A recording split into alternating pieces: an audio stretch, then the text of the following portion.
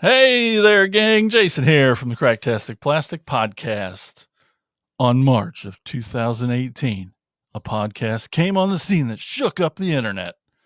And that podcast was called Geeking Poetic. 1 year later, they joined the podcast network juggernaut, the PFPN, Yep. solidifying their place in geek history. We're here today with one of the hosts of this ever expanding and evolving stewards of geek culture. He and I also have something else in common. We like to rock. Oh, yeah. He's a badass guitarist for the death doom metal pioneers November's Doom. Please welcome Toy Encyclopedia, Larry Roberts. Hey, what's going on, everybody? Hey, What's Jason. up, buddy? What's happening, man? Finally, we get to really finally. do something together, I know it. It's been too long. It's been a long time coming, yeah. Yeah, Yep. we've had you on our show kind of doing little cameo appearances and stuff, but this is the first time we really face to face, so to speak, get to talk to each other about our favorite, well, at least one of our favorite Yeah, things. at least the toys part of things. Yeah. Well, all right. So let's why don't you tell everybody about yourself, where you're from, how old are you, whatever you want to include. Okay. Yeah. So obviously my name's Larry Roberts. I grew up on the south side of Chicago. I still live on the south side of Chicago because, to be honest with you, I love it here. People badmouth Chicago, you know. I don't care, man. Like I think it's great. I think it's a great community down here and everything. And one of the great things about Chicago is that the location where I'm at, especially being on the south side, I've got the big city right next door to me. There's all sorts of cool as you know, tons of cool music venues. There's tons of cool collectible stores, record stores, all the stuff we love. But then I'm also really close to Indiana too. And Indiana, as we've talked about before, has all sorts of really cool places. There's cool venues, but there's also like really cool collectible stores. I mean, it's a reasonable drive from me, just like, within a couple hours to places like Kokomo Toys, places like Indianapolis. There's places like Crown Point Toys. That's a really great budding toy store out there in Crown Point that's like 50 minutes away from me. So I have the benefit, and I grew up having the benefit of being really perfectly located for the stuff that I'm into. There's never really been, although we could always use more, there's never really been a shortage of places to perform, with music. Oh, There's yeah. never been a shortage of cool stores to shop at. Of course, again, growing up in Chicago, I had all kinds of like cool malls. And so to let people know, I'm in my early 50s. I've been around. I've been around a bit, man. Well, you look So good for no, I'm trying, I'm trying. I we all try to are. Yeah. avoid that rock Yeah. and roll lifestyle thing as much as Uh-huh. possible. Um, but I grew up in the 70s and 80s predominantly. So that's kind of like my main focus in terms of all my collecting, toys, vinyl, comic books, all that kind of stuff. So I grew up with Toys R Us, Service Merchandise, Venture and Zayre and Sears and J.C. Penney's catalogs. And you know what I mean? Like to me, not that there wasn't great toys that came out in the 90s and on and still do. I still buy plenty of modern toys, as we often talk Mm-hmm. about in the Mm-hmm. Cracktastic Plastic chat and all that kind of stuff. Um, but I feel like I had the benefit of really being there for the prime golden era, you Yeah. know. Um, I was able to be just at the tail end of some of those late 60s, early 70s toys. I was able to get some into some of that when I was really young. And then, of course, I mean, I was like, 4 or 5 years old or whatever when Star Wars came out. So, you know, Mm-hmm. talk about like the time for it. Like I was literally from like whatever that was, first grade or whatever, from first grade through seventh, eighth grade was when the Star Wars movies came out, not to mention E.T., not to mention He-Man, G.I. Joe, towards the very end, Transformers and Secret Wars and, all that kind of stuff, man. The Dungeons and Dragons, like I was there for it. Thank goodness. and so that's kind of like basically, yeah, that's sort of my history in terms of like how I grew up with toys. And then of course, once I got to be in like junior high age, I think most of us probably did. I got to be the certain age where I was like, I never stopped thinking toys were cool, but I was just like, I can't really be going to school and telling people in seventh grade, like, be like, man, check out this really cool new superpowers figures I bought. They're going to be like, dude, really? Like, we're trying to get chicks to come to our house with us after school, and you're bringing along, action figures. Like, come on, man. So, and I discovered in the early 80s and stuff, I started playing guitar, and I discovered Motley Crue and Venom and Metallica and the Misfits and Sex Pistols and all that kind of stuff. And so my focus shifted away to that through most of my teen years, but then towards the end of teens, every time I try to get out, they keep pulling me back in. So, and then since then, it's just Yeah. been Well, a let's long let's downward do spiral. go all the way back. Let's go way back to the Yeah. beginning. Yeah. What are your earliest memories of toys? Oh, oh man. Okay. So, yeah, my earliest memories of toys would probably be, which is probably obvious for people my age. It was Fisher Price. It was the Fisher Price, the Little People Mhm. play sets. I was way into them. I still am way into them. I think Really? I've got, yeah, it's Oh, over here awesome. somewhere. Yeah, there's the house right there. I got a Fisher Price Awesome. house right behind me. I was really, really into those. I still collect them. I've still got, they take up a lot of space, man. Yeah.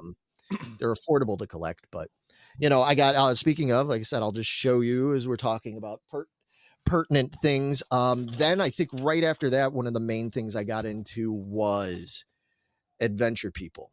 I loved the Fisher Price Adventure People. Here's one of them. Sorry, I'm getting glare on there. But this kind of stuff, this for me, this predates Star Wars and all that Same. sort of stuff. Like that was my first real, I think, love was those guys, the Adventure People. I was all in with that when I was like 3, 4 years old. Yeah. You're blessed with, one of them good memories.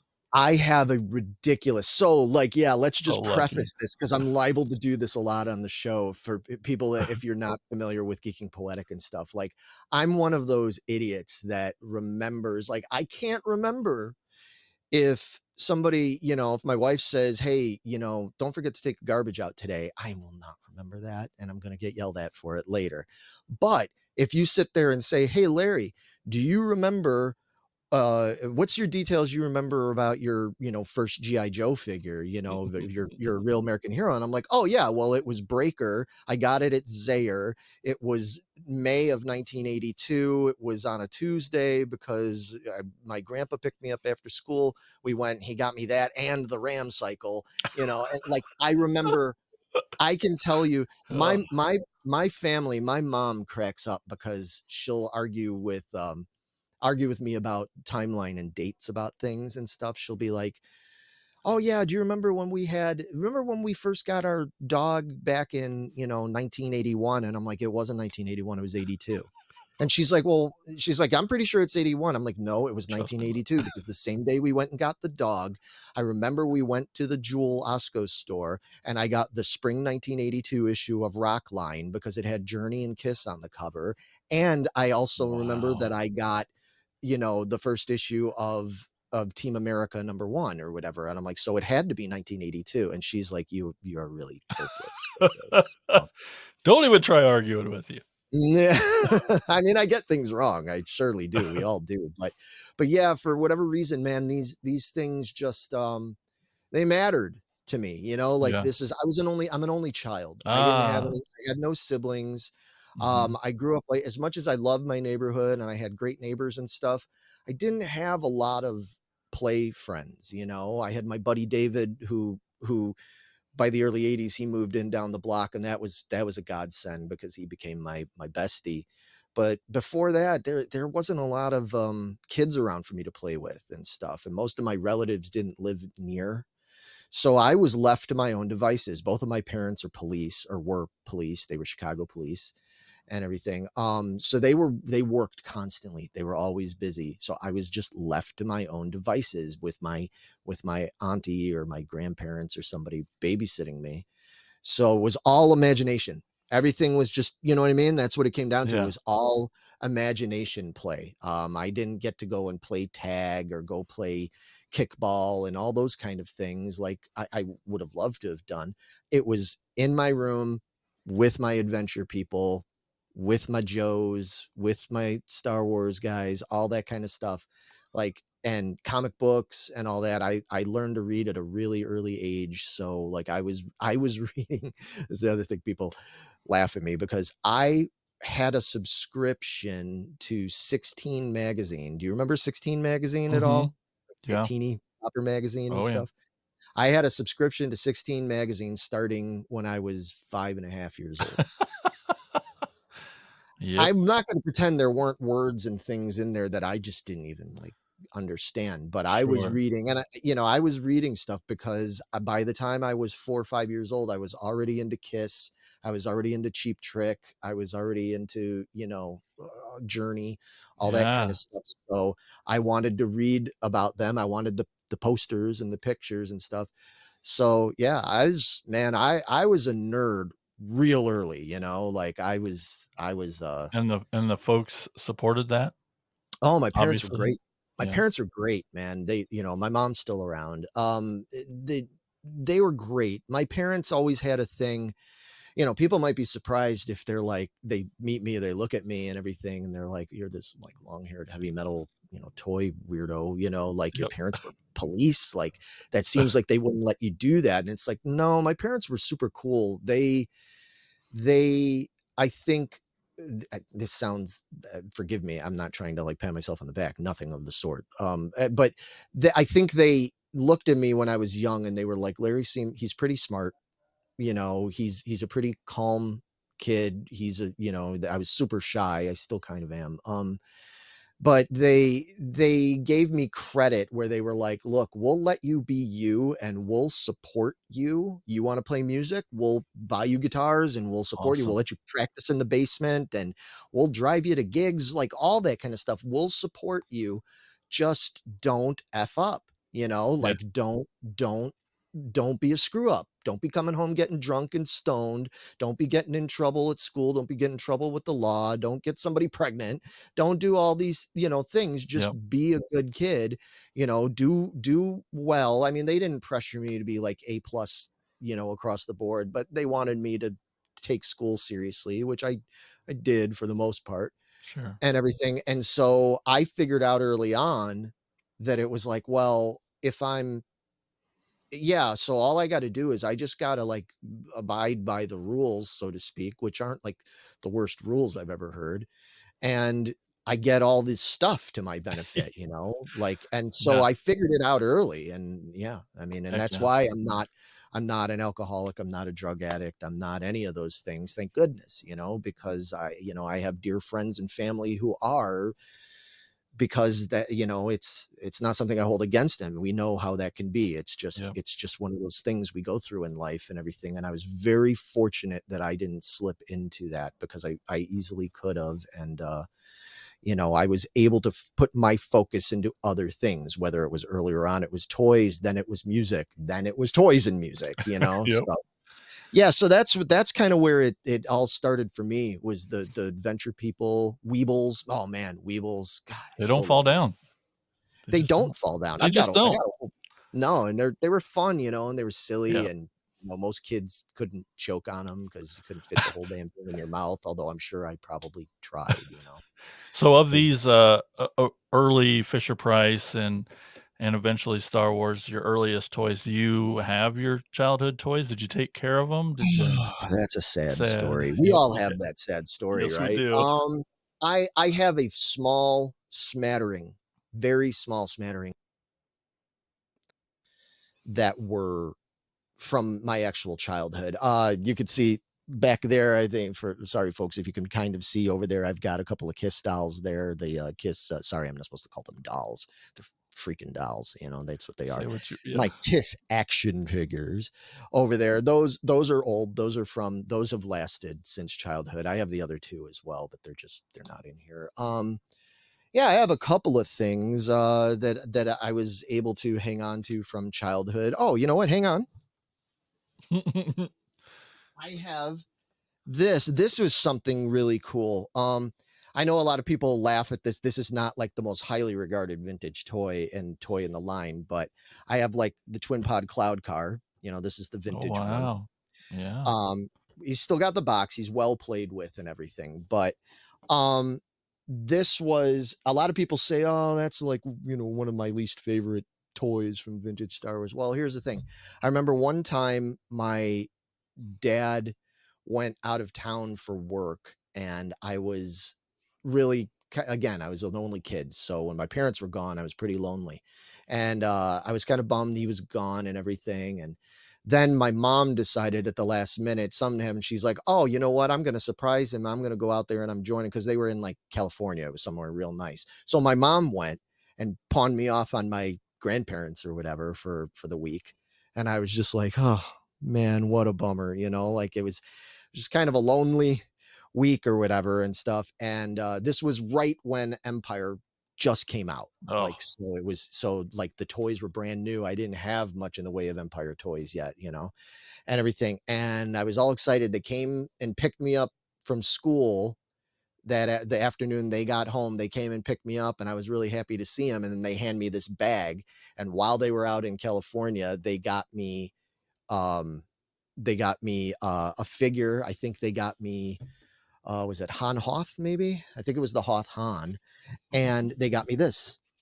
They actually brought me heck home the yeah. twin pod cloud car, and I was just like, I'd never even seen it before, So I Right. was like, oh. So on top of it, yeah, they would. My parents did really cool stuff like that for me all the time, and that That's that made me awesome. that made me really happy. So yeah, I've got this, and so like a lot of people, like I said, sit there and are like, oh, that's not as cool as the Millennium Falcon or an AT-AT or whatever. And I'm like, nah, I get that, but this vehicle is like my favorite. You know what I mean? Like How do you still have the box? How did you I have it's any one of the uh, only things that I have as that kids, it just wasn't even a thought to keep it was a those rare things. that's a rare How occurrence.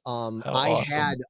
I had kept all my toys even after I stopped buying them as a kid. I had them Mm, well into my teenage years, and then as it turned, I when I was 16, 17 years old, I was preoccupied with playing gigs and hanging out with girls and doing everything else. I was never home, sure. and my dad kept telling me like, "Hey, Larry, I'm going to do a bunch of work in the basement. I'm going to clean. I'm going to fix up this blah blah blah.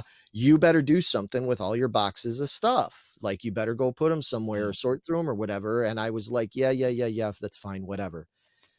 So I blew it off. yeah. And one day I came home and I went downstairs into our basement, and I forget what I went looking for, but all of a sudden I noticed that these giant boxes that I had, they were like I had like two dishwasher size boxes, full of Mhm. stuff that were just gone.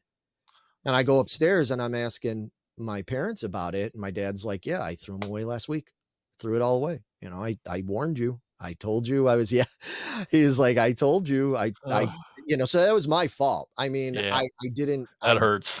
I shouldn't have called his bluff on it, because I was like, because my Yep. dad was always somebody who was like, keep your stuff. He always said, like, "Oh, I wish I'd Nice. kept my stuff from the 50s and 60s and so on." Wow. Like, he's like, "Keep your stuff, take care of your stuff." Like, they were always emphasizing that to me. And I blew it off, and he taught me a lesson. He definitely taught. And what else sucked Yeah. about that, dude? Oh man, because in addition, it wasn't just toys I had in there. I had every one of my tour books from every concert I've Oh, been to.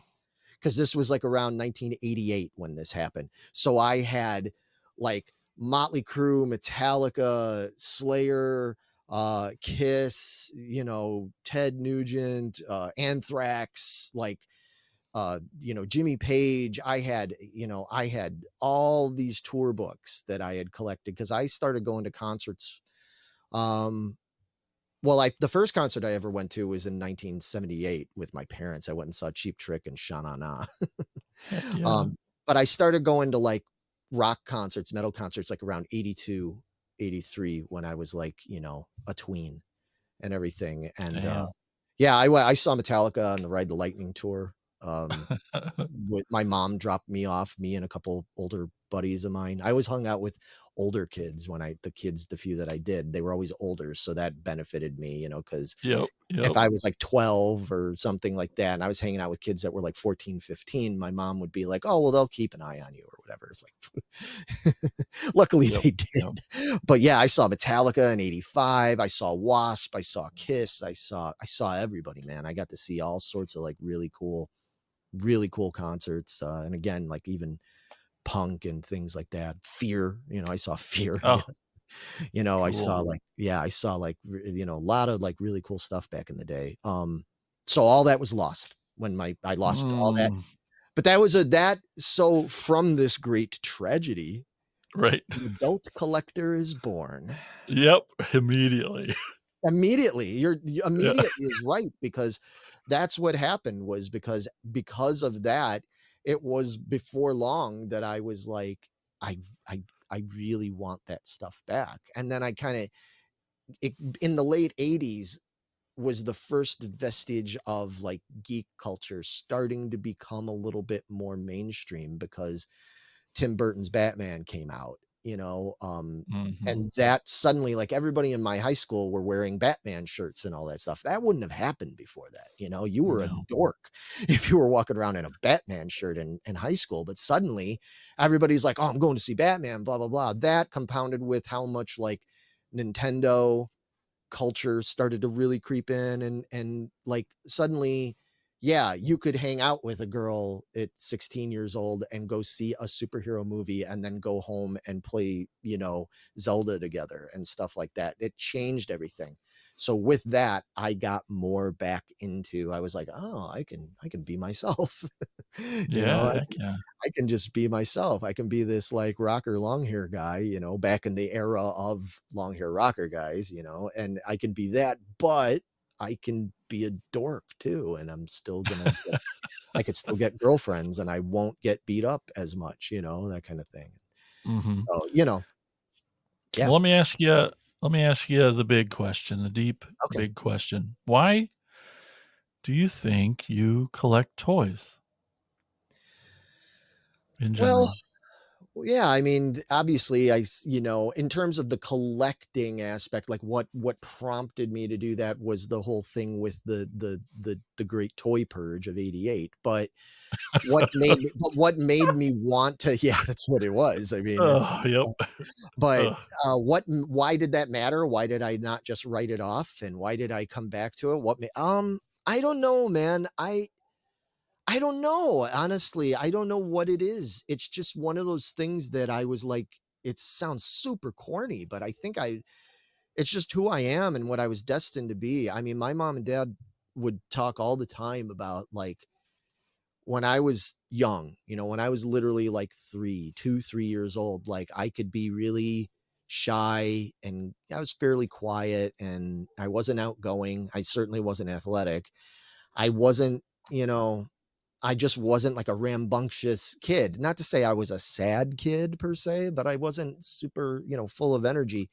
But the thing that like they knew like that anytime they wanted to reward me, anytime they wanted to make me feel better if something was wrong or I wasn't fit, blah blah blah, it was always like, "Larry, you want to go get toys?" And I'd be like, toys. Like I was just always enamored with toys ever since I was a kid. They were again, I know this sounds corny to people. They were my friends. Those were my friends. My Mego figures and my 12-inch, eagle eye, my Weebles and all that. Those were my friends, like that's who I'd sit there and play with and come up with stuff. So as an adult, while obviously, thankfully, by the time I became an adult, I had friends, I had actual living, breathing friends and stuff. But it was like there was still that connection to those toys. Like I could still I'm a super nostalgic person. Yep. I'm very nostalgic. And a lot of that probably has to do with because of the fact that my memory is so good, Mhm. because Oh, I yeah. can remember the good times and the bad times. I remember them both, and but I can remember so much that feeling, and I love that feeling. Like Being I love. connected to that memory.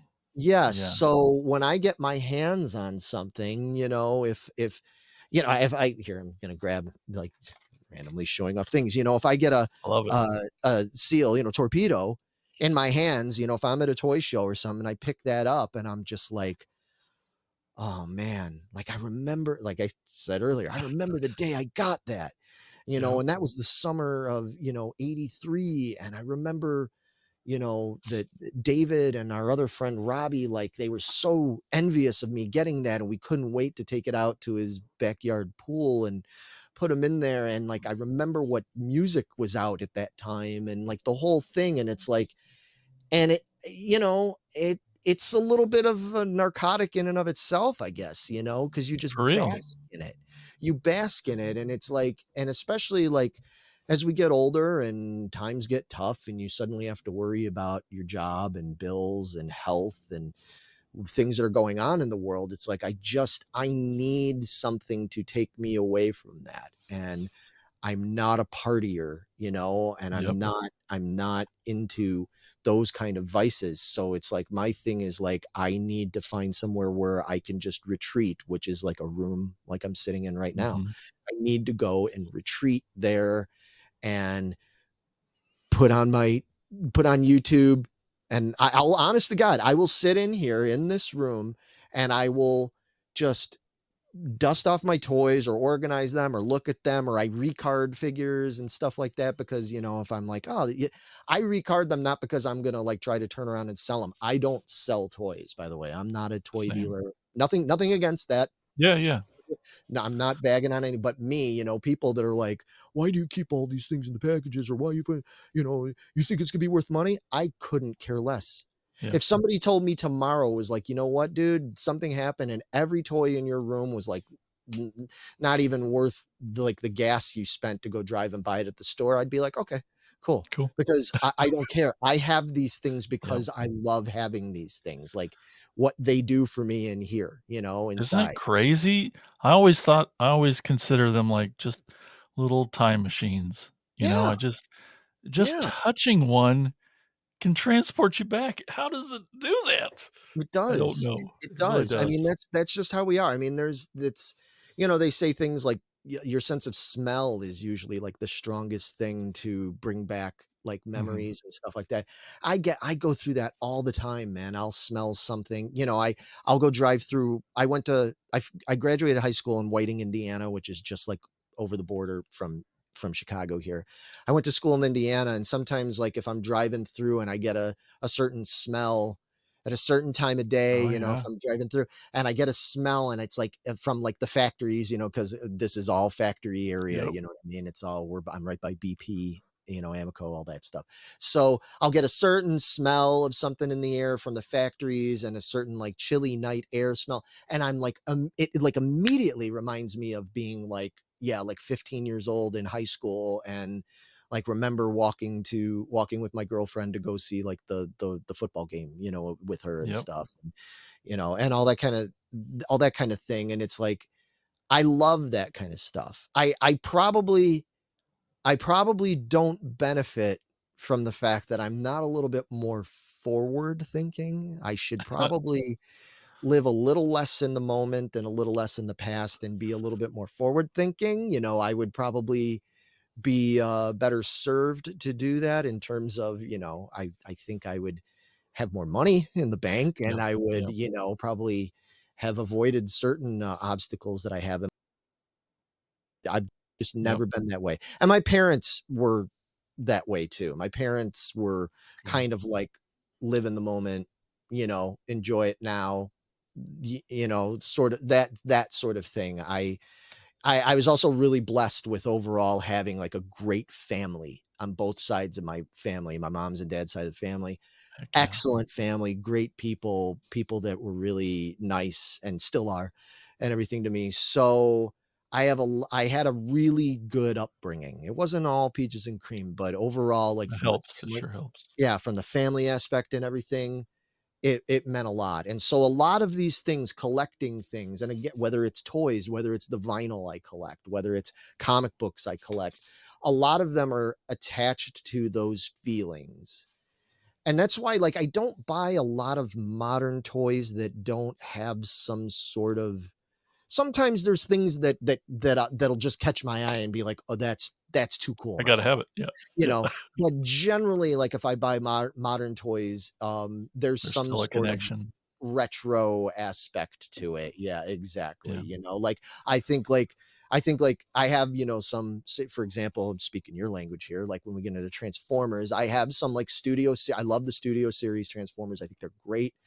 Some are better than others, but like I Yep. love that stuff. But you suddenly have me walk through Walmart and I see they've got like the retro G1 type ones, or like when It's they just on. came, yeah, or when they came out with say, I've got them up there, you can't see it. When they came out with the hybrids, like with the Hiss tank Yeah. Megatron, a hybrid thing, like that speaks to my nostalgia factor because those are still things from my childhood, even though they're done in this cool new way. It you know what I mean? It connects to me. Yep. So I think that's the main reason, I don't care about Yep. money. I don't care about value.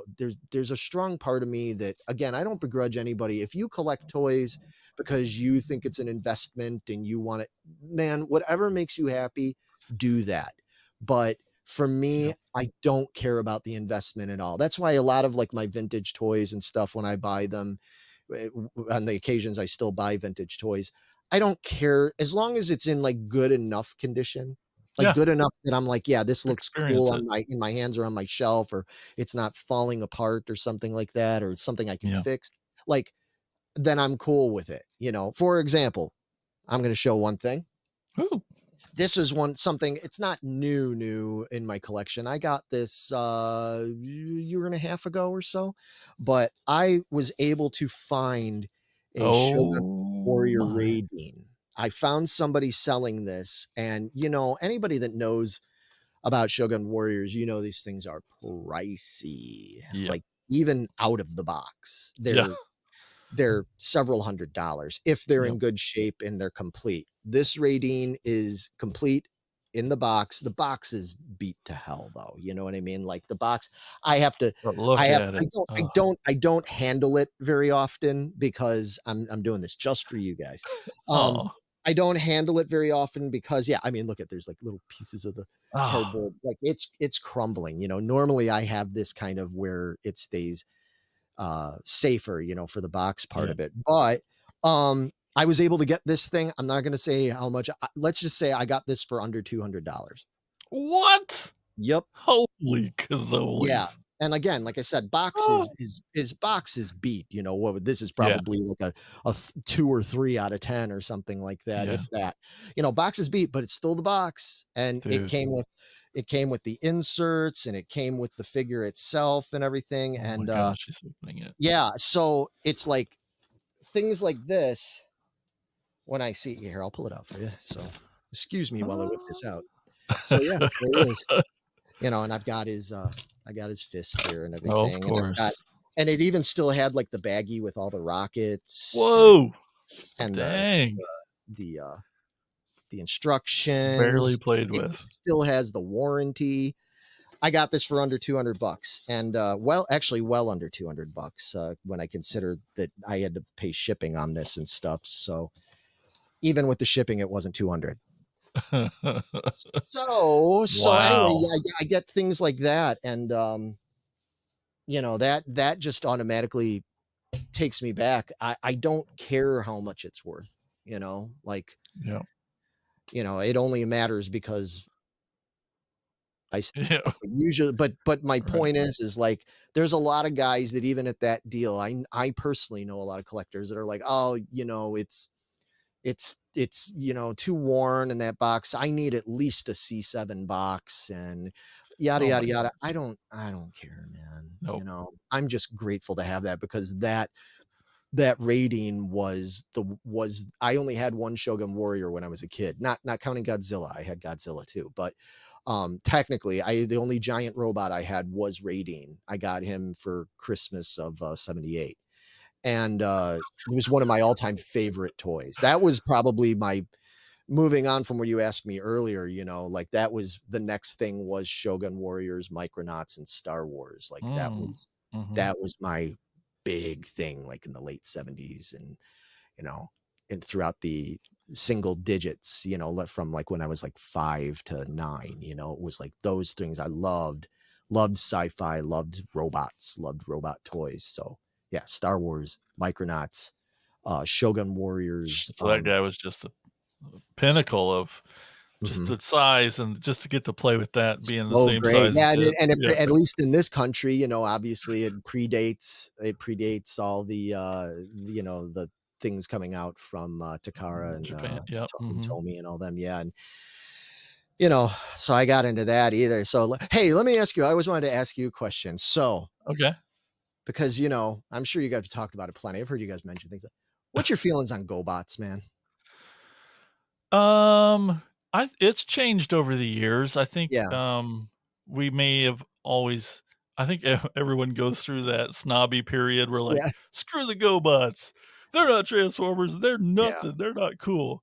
Um, yeah. but I still pick them up all the time, and That's great. they're they're neat for their own reasons, you They know? they are neat for their own reasons, exactly. And the funny thing that I think, like, I ask you that because I know you guys are so like the Transformers guys, right? And Right. everything. And I love Transformers too, but because there's an age difference there. By the time Transformers hit, that was '84. I Yep. believe stateside. Yeah. By the time Transformers hit, I was right at the end. Like that was Oh. some of the Mhm. last toys that I played with and everything. And because my buddy David was about 2 years younger than me, he was still kind of more in the thick of it. So I most of my early Transformer G1 experience was through him, because he was like getting them all the time, and I would still kind of play with them, but I wasn't really buying them that much. I had a few.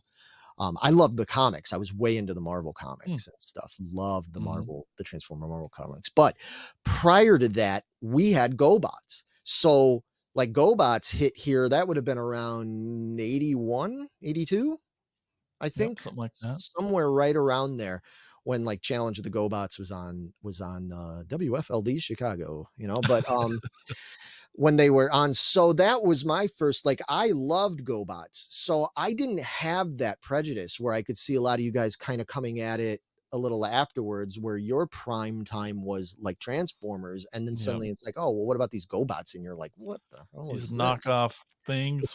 They're knockoff so thing. And obviously it kind of was in a way, but it was like, because it was my first love, Oh, yeah, you yeah. know, You're like, partial. to Yeah. me, it's like, yeah, I'm like, "What's wrong with Psykill, man?"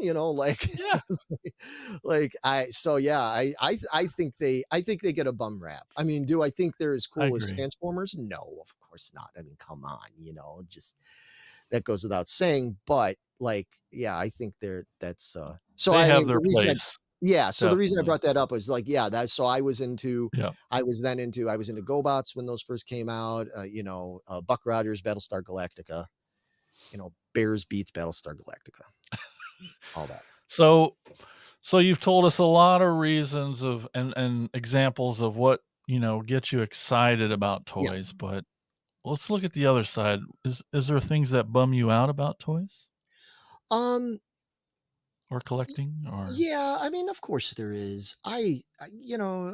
Again, I try to be very fair-minded. Like I said, if people, a lot of people get really angry, about stuff, oh, toy scalpers, and I hate toy Mm, dealers and all that kind of stuff. Man, I used to own a comic book and collectible store back in the late '90s. I owned a store for about 5 years or so, 5.5 years. awesome. So I've been on know, and I was always pretty, I like to think I was always pretty fair. I was probably too fair, which is probably part of the reason I went out of business. I should have been charging more for things and stuff. But so I've been on both sides of it. I don't blame anybody if that's what they want to do. I don't blame people if their main focus as an adult collector is because they're like, oh, how much is this going to be worth? And all these going to be worth and worth and worth. I just think that I feel bad for people, to be honest with you, when they do that, because I think that is um really risky. I think that's like Sure. super risky because I I think with the way things are going nowadays, first of all, as we see, and people get all upset about it, like I'm sure there's plenty of people that get mad that they're doing retro G1 Walmart exclusives. You know what I mean? Like people are like, oh, it's that dilutes the vintage market Right. and retro Star Wars figures. Coming doing things like this, coming out with Yep. these. And there's so many Star Wars collectors that just detest this because, oh, it dilutes the vintage and all this kind of stuff. And I'm like, no, I don't think it dilutes the vintage. And people who want vintage and are willing to pay for vintage are always going to want the old thing, and they're always going to be willing to pay for it. But most of us can't afford that. Yep. I cannot afford to go out and buy this figure on a 65 back from 1983 anymore because it's going to cost me a few $100, and I just don't have that to spend on one figure anymore. So getting, of course I've got plenty of the vintage stuff, Right. but I'm just saying, for example, I can't do that. And there's a lot of people out there that can't. So I think that the retro stuff most of the time is really cool. I think people need to be prepared for this is just going to keep happening. And on top Yeah. of that, more people now with technology, just like what we're going through on the music side of things, where first it was Napster and file sharing, and then it was Spotify, and now we've got AI, Yep. which is a whole Yep. other thing.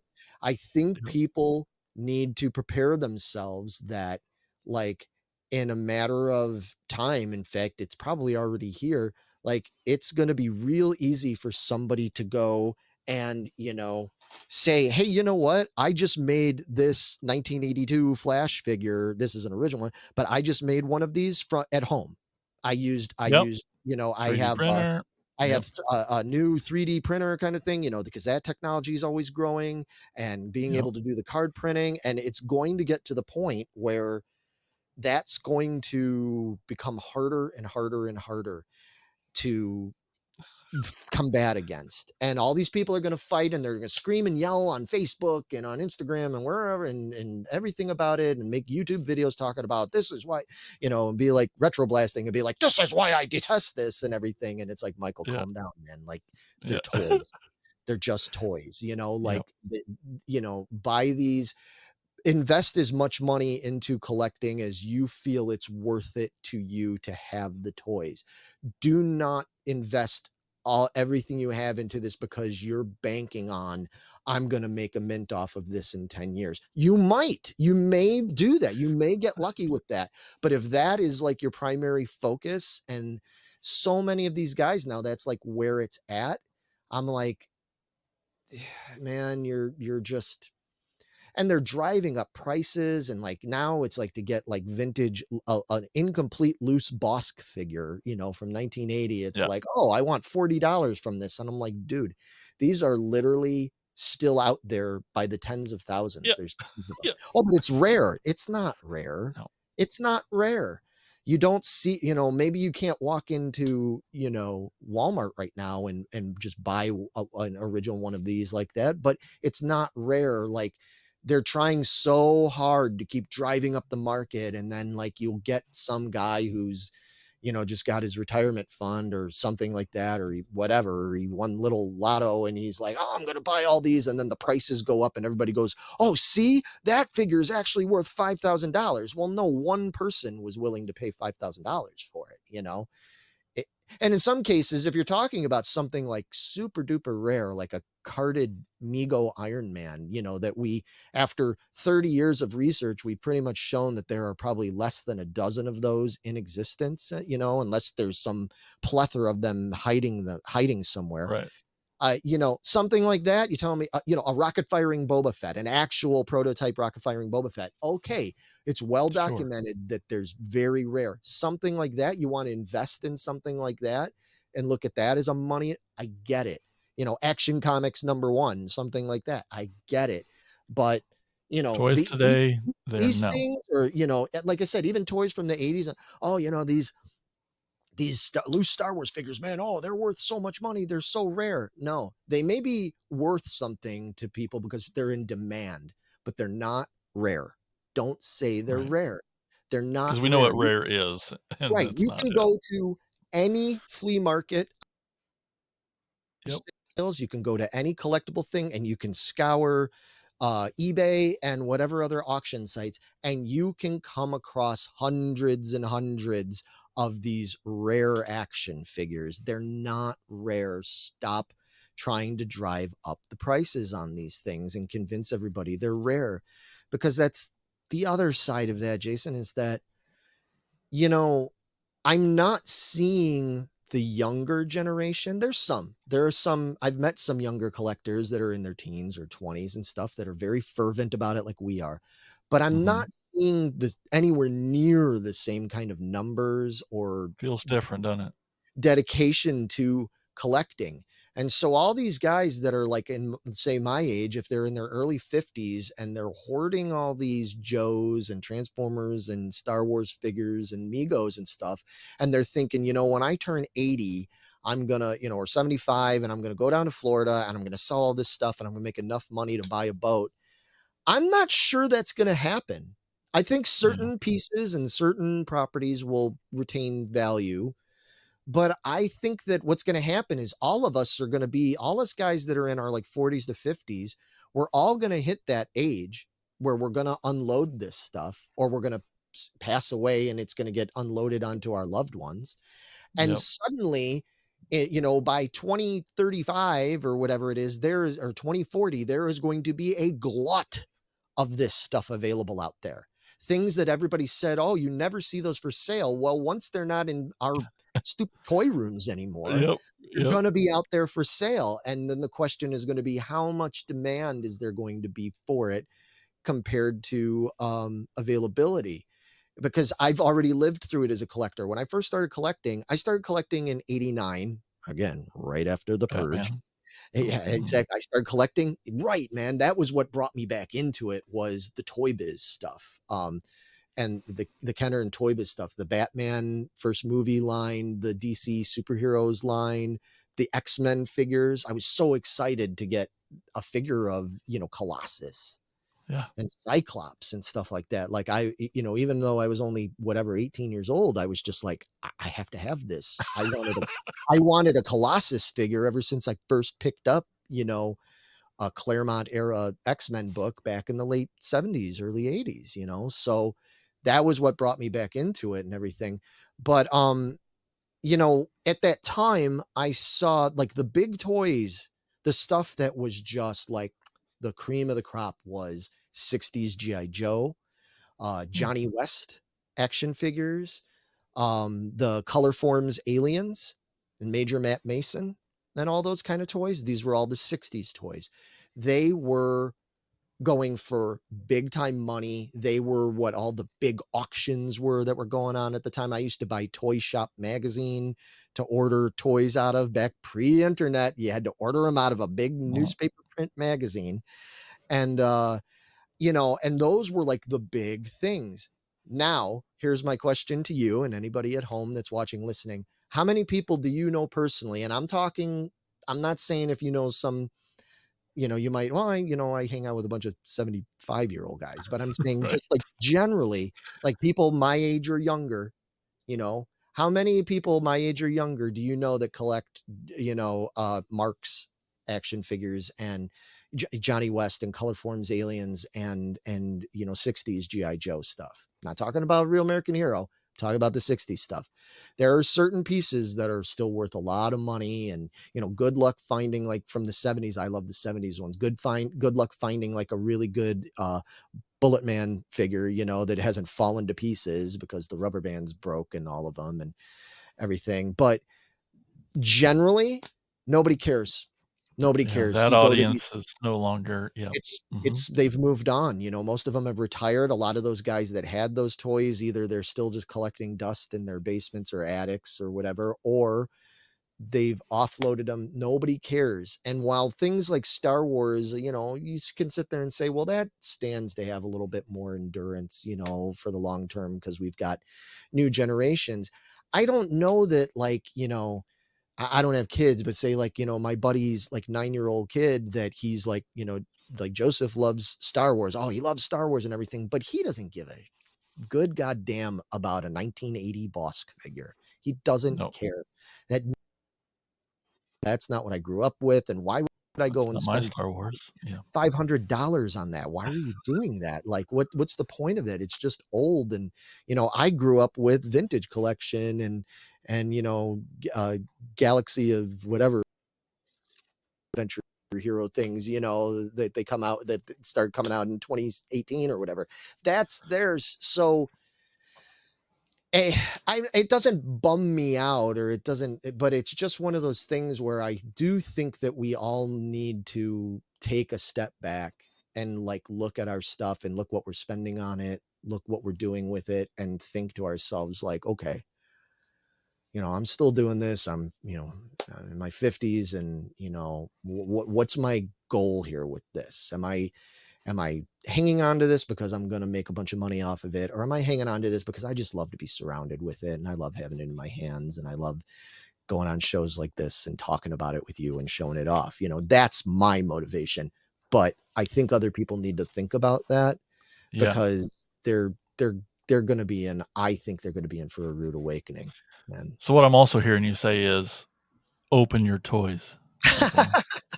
Play with um, them because they're not going to be worth anything when it matters. Well, it depends. See, that's the I thing. know. We've talked about it a little bit. I've seen people talking about it in the Cracktastic uh plastic group, you guys talking about it. And we've talked about it a little bit. Um do whatever you want with your toys. I Yeah. have a huge majority of my toys are in boxes. Now they may have been opened and, like this, opened and played with and stuff, or they might be sealed like a lot of these guys you see behind you. That my reason for keeping them in the boxes is not because, like, well, they're worth more in the boxes. I don't give a damn about that. Yeah. I love the packaging. The packaging, I am a, about 50-50 Yep. Yep. in terms of my nostalgia, and my allure is the packaging. There are Admiration. Yeah. times I won't buy a toy if I think the packaging looks bad. Yeah. Or the vice versa. There are times I've bought toys that had the toy itself wasn't all that great, but man, that packaging looks boss. Like that's going to look super cool on my wall. That's why I'm not crazy about the new Hasbro method with the solid front Yep. boxes and everything. At I least. understand I Yeah. respect what they were doing and saying, well, we're concerned about the environment. I think it's a little kooky considering everything they They're make made out of selling. plastic. Yep. But but I looked at the boxes. I didn't poo-poo it right off the bat. I said, well, let me see what they look like. But then I got some of them. I have a couple here, and I Yep. I got some of them, like the GI Joe ones, and I went, like the classifieds, right? I'm Yep. specifically talking about GI Joe classified, the new solid front. And I looked at them and I went, oh, this looks goofy. It just doesn't look good. So my thing with those is that I'm like, well, there's certain characters, like they're coming out yet with Torpedo and Rock and Roll and some of my favorite Joes, and I really want them as classified. So I'm going to buy them and I'll probably open them, Yep. but in terms of like buying them to display like this, where I have them, because I loved the look of the old, how they were doing the classified, Yep. this thing. I'm specifically for people at home, like I'm talking about, like I love this. I love the way the artwork, that artwork on the back is beautiful. Look at this cool picture here. The rendering of Red Ninja, like that looks adult. That looks like something that appeals to an adult with those kind of, it doesn't look cartoony. And then they came out with these new solid box ones and they look like super cartoony, and this, I'm like, But it's ooh, coming back. If you didn't hear, they're yeah, gonna that didn't take bring long, it did back. it? Nope, did not. That, and I feel I yeah. yeah, go ahead. No, I was just gonna say, like, to your art, this thing. I feel that way about like Super 7 reactions. The card art is so Right? beautiful, I have a but ton of them. $18 for a little thing that doesn't do I'm not sure. It's the art that sells me more than the thing that's in the Right. plastic almost. I can totally see that. Again, I grew up with 5 POA action figures, Yep, so that, most of the that's okay. toys I grew up with looked, to be perfectly honest with you, no matter how much I love them or I'm, nostalgic for it, they look damn goofy, like they Yeah. are just goofy looking toys. So I'm used to that, you know what I mean? I Yep. can see how most people be looking at the Super 7 figures and be like, "Yeesh, $20 for this? Come on, man." Yeah. I have a ton of them though, because again, they bring back that nostalgia factor. They're making a lot of characters that I always wanted. Yep. How can I not buy Crimson Ghost Misfits action figures, Jason? Come on, man. You How can can't I not. not buy Iron Maiden action figures Exactly. and all that kind of like and a Cliff Burton action figure. I have a Cliff Burton action figure, Who could like have thought? when I saw him on that Ride the Lightning tour, I never imagined 40 years Never. later I'd have an action figure like that. I mean, I well, it's $20. Yeah, take my money. I Yep. take it because I have to have that. It's just one of those things. So but anyway, yeah, that's why I mean, so yeah, so people understand at home because I know they look at collections like this and they get their prejudice, and I understand, and they can have that if they want. But I do not have these in the packages because I'm hoarding them so that I can make money off of this. Not at all. Someday I don't know. I haven't thought. I said I'm not forward thinking enough. Well, what's gonna people ask me, what are you gonna do with all those toys? When I'm like, I don't know. I have no idea. I'll I worry made about it later. yeah, Yep. honest to God, if anything happened to me, I'm putting this out there right now. Obviously, I leave it up to my family to decide ultimately Yeah. what they want to do. But if they have if they can get money from stuff, fine. But I would love for my toys to go to my friends that all you guys, Yep. you guys that collect stuff, be like, give it, my buddy Eric Kiki, from Avernus, like he's into vintage Star Wars. Give him my vintage Star Wars stuff that you Yeah. can't sell. Give Jason the Transformers. Give some blah blah blah. Like, fine, I don't care. Like Yeah. when I'm gone, I really don't care. Whatever works out best for my family and for my friends, do that. I don't care about the money factor. I detest the idea of selling toys personally. I'm not Yeah. judging anybody else. Yeah. Me, I don't have these things to sell. Like I Yep. regret it. Anytime I resell stuff like that, whenever I've sold guitars or I sold a dude back when I used to weigh, because I've lost a lot of weight. Back when I was like much heavier and everything, I had all these vintage band shirts, metal shirts, Mm. rock shirts, punk Yep. shirts. And this was back in 2007 or something like that. And I was, needed money, and November's Doom was touring quite a bit back in those days, and I needed money for things and stuff. And I was like, man, I'm just going to sell. Why am I hanging on to all these like vintage concert shirts from the 80s and 90s? Like, I'm just going to sell all this shit. I can't wear them anyway. Yeah. Yeah. And then my dumbass lost like, 70 pounds or whatever it is. Now I can totally wear those shirts, Dang and it. they're Yep. so much cooler now than they were even like Yep. 15 Yep. years ago. And so what am I doing? My stupid ass is going out and buying But reproductions yep. of the old concert shirts that I used to have. Gosh dang. Yep. Like, well, I guess I better buy that Slayer Altar of Sacrifice shirt again, that I sold for $50 back in 2008. Now I got to go buy, spend $40 to buy a new replacement one.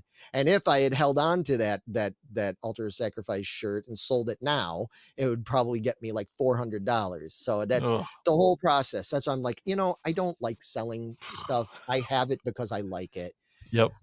Obviously, if I was like something happened and I had to pay for a family member to like have fucking heart surgery or something, or something like that, Yep. and it was desperate. Yep. Oh yeah, then I would sell it because obviously I have priorities, here and everything. Yep. I'd be like, okay, I got to get rid of this stuff. But otherwise, just to be, I don't know, just banking on my toy, extravaganza. No, no, no, I don't care about that. Well, before we go today, I definitely still wanted to ask you about, just jumping way forward, just Yeah, collecting nowadays. Do yeah. you have any rules or routines or traditions? Sure. Oh, sure. Yeah. I'd love to hear how you Yeah, approach it. I mean, usually what I try to do, like, if I go to, like, things like, Kane County Toy Show, Yeah. like, you've been to King County, right? No, not yet. Oh, Soon. dude, I come know, dude. on, I man. know. I Make know. the trek. We put on our own toy show this last one at the same Yeah. time. I didn't check the dates or anything. Oh, okay, I well, will. fair enough. At least you were at a toy show. I was Okay. at a toy. Yep. That's acceptable. All right, you were at a local one. Okay. It's all right. But one of these days, man, you Oh yeah. gotta come out this way. I know it's a haul, but one 16 buildings, right? Something like oh, dude, that. it's at least, 600 yeah, something like that. vendors. Oh, There's almost I'm sure there are things that you can't find there, but there's not much. Like, you can right. find almost it's the one place that I know I can go to and pretty much find just about anything. But if I know I'm going to something like that, if I don't go with some sort of sometimes I'll have literal lists, but Yeah. if I don't have list, if I don't have some sort of like specific goal, like I go through things because as you can see, I collect everything. Everything. I collect Joe's, Star Wars, He-Man, Transformers, Star Trek, Turtles, Mego, modern and vintage. Ghostbusters.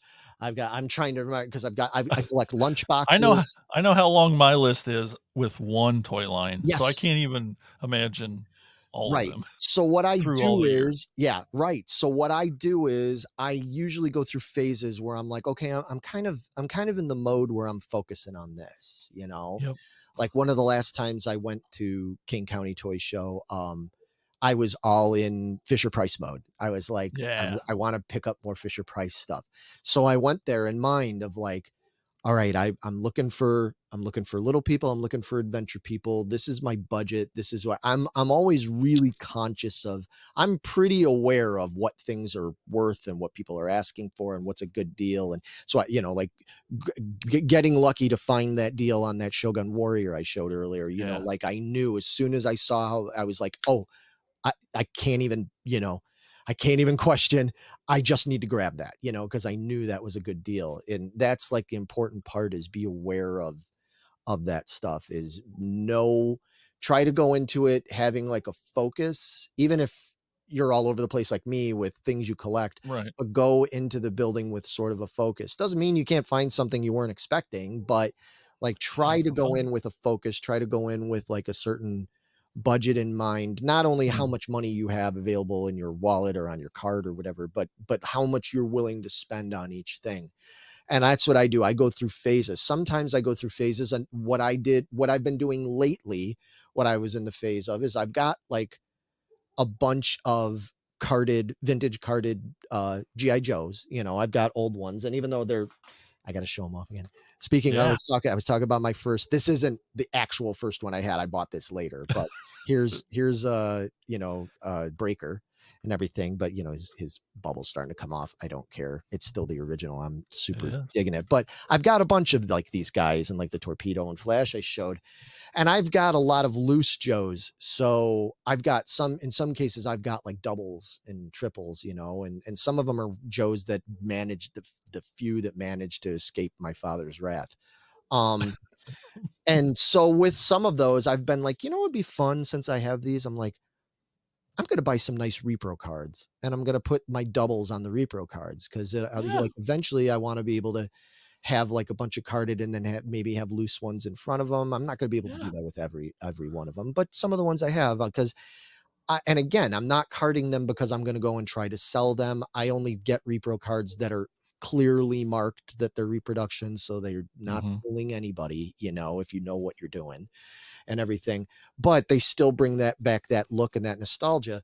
And so lately I was going through and I was going to toy shows and trying to find like pieces, like if I had a barbecue that was missing the hatchet, you know what I mean, from 84 or whatever it is, GI Joe. Like I was going, oh, I found a hatchet for $15. Great. Okay, now I can go. And I like to sit in here and just spend hours, kind of like people that are painting model kits. I like to Yep. put them on the card and do it. It's a hobby. I love the hobby Yep. aspect of it. I'm not trying to pass it off to scam anybody. It's just, like I Sounds said, it's fun. relaxing. Right. Yeah. So that's kind of part of what I do. That's my focus, and that's how I focus it. Because on the unfortunate times when I've gone out to a Kokomo, well, I haven't been there yet, but if I go to Oh, I Kokomo's so know, I know people that have gone. Every time I want to go, I'm good. doing it this summer, man. I'm getting there.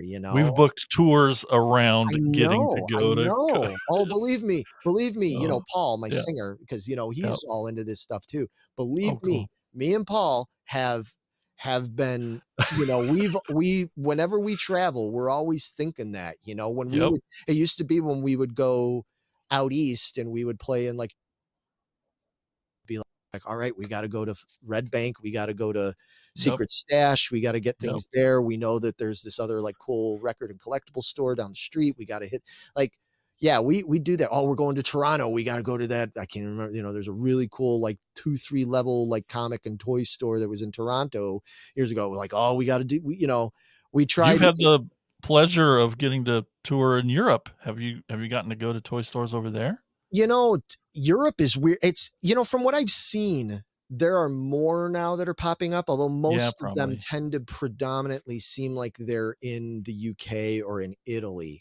But there didn't used to be that many places. You would think there would, but man, Italy used to be like, or I mean, Europe used to be like a desert when Yeah, we would go out. We would always be trying to find stuff. And every once in a while, I might come across something like cool in a place. But, especially when we're on tour over there, it's like time is money. And sure, like, we sure. don't have a lot of time. So if we find stuff, we better like, if we want to find stuff, we better like have Get somebody in, that get can get out. us there and know where they're going and know what's there. Yeah. But yeah, I've got places like that I've already made notes of for like, I'm like, we go back and we hit the UK. I got to hit that place if we go through, like, just give me, I just need an hour, I Yep. mean, realistically, I could spend a week there, but I just at least give me Yeah. an hour to run in there and all that stuff. Yeah, I would love to do that more, but anyway, yeah, so that's kind of what it is I collect everything, but I can't collect it all at once. I try to go through phases of collecting. Like, okay, right now I'm focused on Fisher Price. Oh, now I'm kind of focused on completing my loose Joes. Oh, right now I'm looking for, CGC graded Team America and GI Joe comic books and stuff like that, like from 80, because again, early 80s, like all that kind of stuff. I just recently picked up an issue of oh, what was it? I got a number one of Transformers and GI Joe crossover from, what was that, Mhm. 86, I think it Yeah. was, something like that. I bought like a 8.0, because again, it doesn't need to be a 9.9 or something, but I got like a nice 8.0 copy of the first issue of Transformers and GI Joe, because I remember having that when I was, in 8th grade or whatever it was, and Awesome. freshman year. So I always shift my focus to keep it a little bit realistic, because I'm a musician. I don't have a lot of money. People might Yep. look at this and think I like, got know. a lot of money. No, man, this is literally, my collection is Just literally, decades worth of yep. stuff. Yep. So, Just as consistency is what builds toy rooms like these. Just right. a toy a week, it'll add up, Yeah, if that. Sometimes I go through Yeah. long periods where I don't buy Yeah. anything new, and I'm like, I've got so much. I'll just, I'm just focused on this. I Oh, hadn't really been buying much lately because I've been fairly broke. But then, as you saw, we did the episode of Geeking Poetic last week, where I got that new box set of the retro collection Star Wars figures with Obi-Wan and R2 and 3PO and all that. And I was like, all right, I gotta get this, like I have can't to have not. that, Yep. so there's always things that bring me back into it, Yep. but just pace myself. Yep. So are there any before we do go, Yeah. you got what cool, rare, expensive toys you haven't shown off yet Oh you wanna get a quick gosh. plug? It's in Um, arm's reach. I mean, yeah, I was just gonna say the main problem, I have lots of that, Yeah, but yeah. having it in arm's reach, hang on a second. All right, Some so prized possessions. you guys are gonna laugh at this, and I know people are gonna groan because they're gonna be like, "Oh, that's not the way to store them." Well, it's in a process. As I was telling Jason before we went, live is that this is one of my toy rooms. This is not my only toy room. This is only my toy room where I predominantly keep my modern era toys. So it's like stuff that was released from like 2000 till now. There's a couple of stragglers like hanging out here, a couple of older guys and those Kiss figures and things like that. But generally 95% of what's in here is all modern stuff. All of my vintage stuff I keep downstairs. And that's where we used to broadcast from all the time, the show.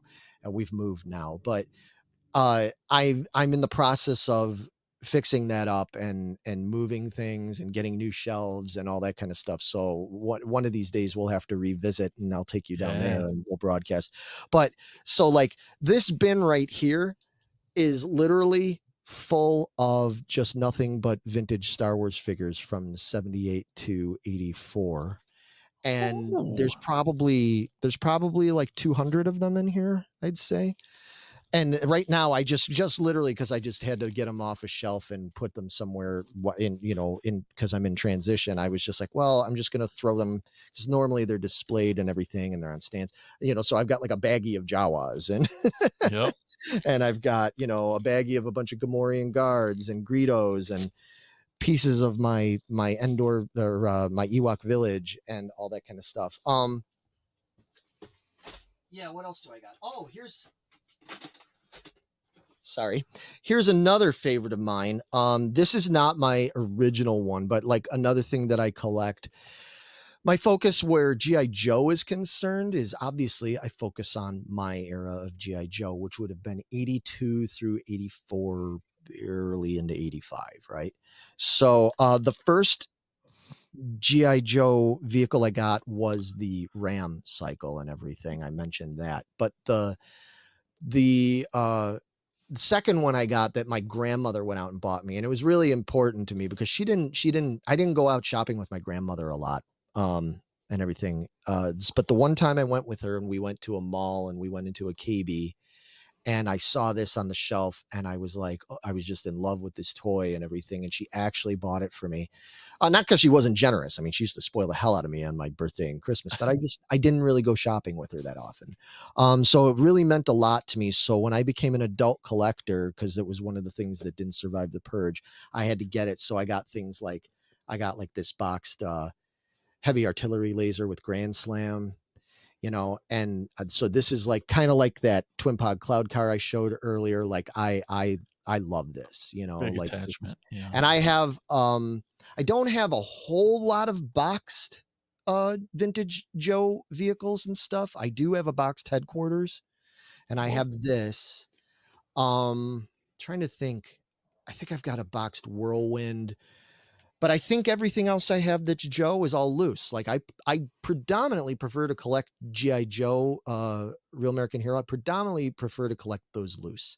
I will grab Yeah. them on the card when I find a great deal on them and everything, Yep. but generally I love having them loose. I love setting them up. I love displaying them. So I have those. Gosh, what do I have? I got more Star Wars. I got my JCPenney exclusive Cruiser. Imperial Cruiser. I have a Mhm. lot of boxed. A lot of them I got as an adult. Some I bought off of a buddy of mine that was getting rid of his collection because he was like, I just don't have any need for this anymore. But I have boxed. I have boxed Millennium Falcon, boxed AT-AT, played with boxed. They're not sealed. Sure. I have no interest in that. I But want to to be a still box. have the box, so cool.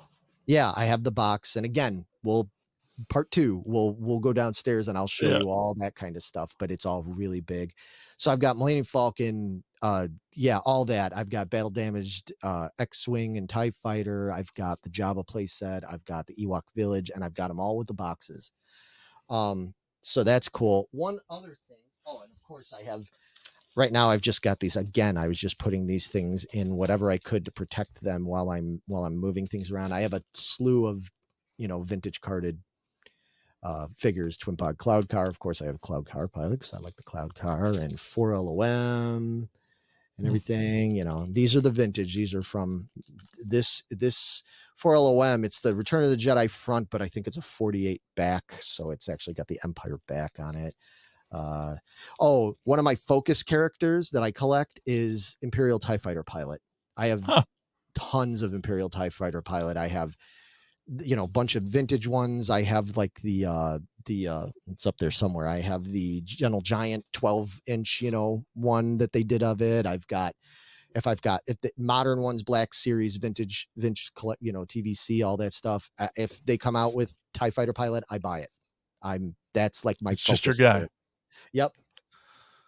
And then last but not least, and this was probably, I talk a lot about Star Wars and everything, and I talk a lot about Joe's and everything, but probably the thing that really, really was like nearest and dearest to my heart all ever since I first got them when I was a kid, and still now, and I'm a big part of their collector community. It's probably the collector community I'm the most associated with, if you want to call it that, is Mego toys from the 70s and early 80s. So, things like this, this is a vintage original penguin on a 76 card. You can tell the way you can tell, aside from looking at the date, 76 or 77, 78, is by they use different artwork on the front. So I've got a bunch of these. I just grabbed a few that were within reach, Mr. Fantastic, Hmm. you know, uh, Spider-Man. This was, and this is probably a good one to end on too, is this was the real catalyst right here That's the one. for what made me an adult vintage collector. Because like I said earlier, I started in 89 towards the end of high school and all that. I started buying the modern toys that were on the shelf. I had to get those X-Men figures, and I had to get the Batman, Tim Burton movie figures. I had to get those. And I didn't really consider myself a collector yet. I was just buying them because they were cool, and they were cool characters. But one day I walked into a comic book store in Chicago called 10th Planet. And I walked in and I was buying comics because I collect comics was the one thing I collected all throughout. Like I never No stopped. breaks. Yep. I had no breaks. I collected comics even through high school and all that stuff. I made an exception for, um, I didn't announce it to, Sure. Sure. girls and things, but yeah, but I collect. So when I was whatever I was, 18 years old, I guess. This was at the very end of the 80s. Maybe it might have even been like 1990 at this point. Maybe, I don't know, 89, 90. But I walked into a comic book store, 10th Planet, and behind the counter they had this, and it was the first time in, it seemed like a long time. Looking back on it now, it had probably been only, 8 or 9 years or something like that. But it was the first time I had seen this figure in the package, like when I got him as a kid, because they were long gone at that point by Mm-hmm. 1990. It was the first time I saw him, and I was like, oh my God, they have a Mego Spider-Man figure in the package. And it was, for the time, it was probably too much money. I probably paid like $50 or something like that, which that's too much for the Nostalgia tax. Yep. yeah, back in 1990, paying $50 for this was on Yeah. the high end. Now you can't Yeah. find this for $50, but back then, but I saw it and I was just like, I kept thinking about it. I was like, I gotta have that. That's gonna be so cool to have that. And this was it. I got this exact one, and I brought it home and I put it up on my shelf next to my stereo and all my CDs and whatever. And I would just look at it, and then I was like, I wonder if I could find other ones. I wonder if I found that, I He's wonder if I could back. find other ones. And then I went into another comic book store. I went into a different one out in Indiana, and they had a couple of the other ones, like this one. I didn't know at the time that in the late 80s, a bunch of these French carded ones kind of got let loose into the American, discount stores and everything. I didn't know, because I wasn't out shopping for these things. So I could find like these and like all these French carded ones. And I found out, from the guys at the comic book store, oh yeah, you can get these and blah, blah, blah. And then behind the counter, they were like, oh, are you into Secret Wars? And I'm like, oh man, I loved Secret Wars. Like I had, those were some of the last toys I bought, those and Transformers. Right.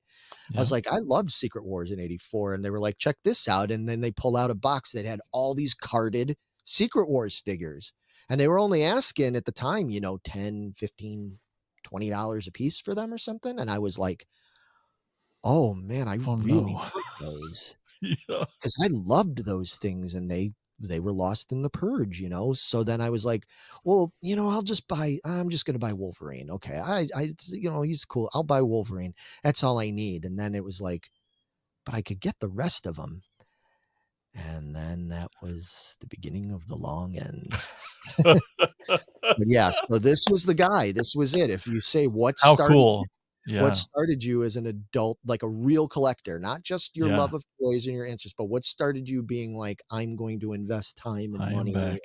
learn about, yeah, I'm back. Yeah, exactly. Like what's going to do it? It was this. It was this That's so silly cool. Spider-Man on this faded pin pin French Canadian, or no, I don't even think it's Canadian. I think it's just French carded Les Extraordinaires superheroes figure.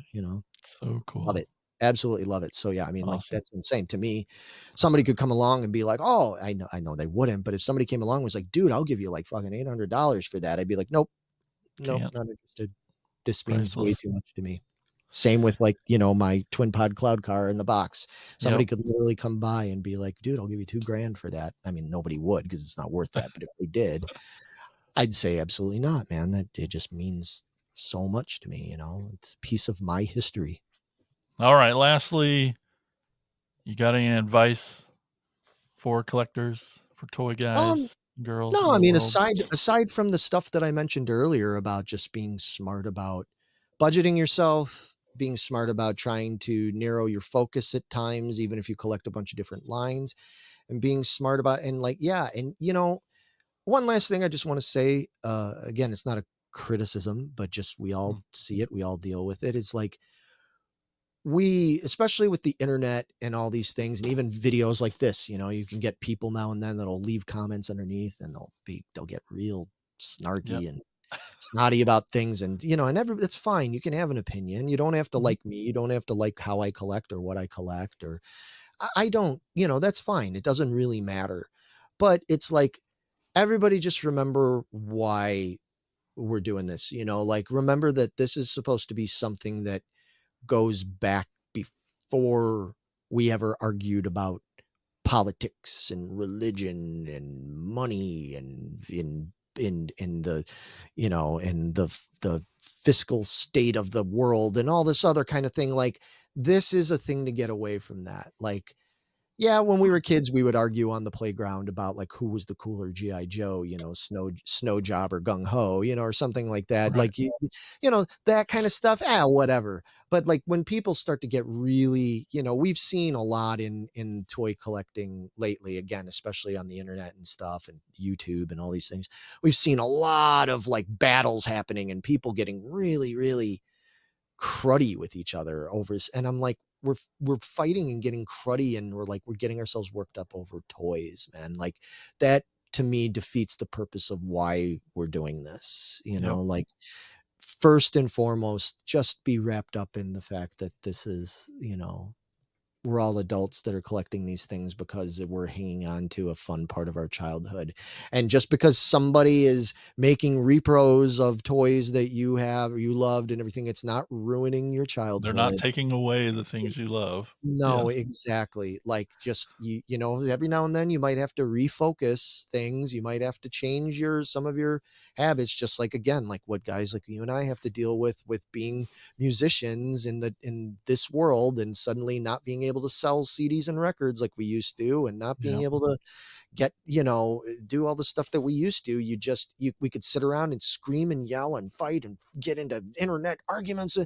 It doesn't do any good. It's just like, just adjust, adapt, and love it. Just love what you're doing. Like, and that's what I do with the music. It's like, I'm still doing it at my age because I love what I'm doing. Yep. And same with the toys. I love what I'm do it because you love it.